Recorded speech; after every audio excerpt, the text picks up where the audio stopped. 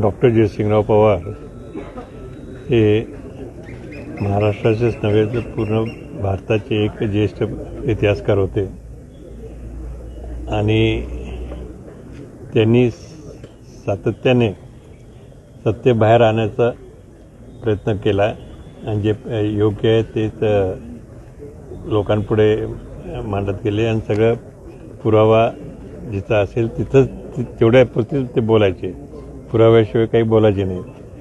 तर ही जी पद्धत होती त्यांची ही गेल्या मला वाटतं 50-60 वर्ष तरी ते सातत्याने या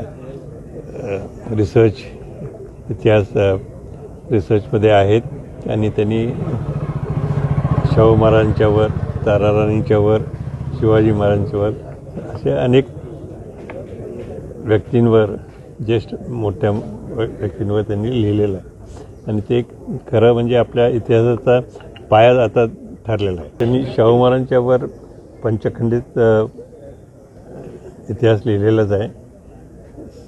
आणखीन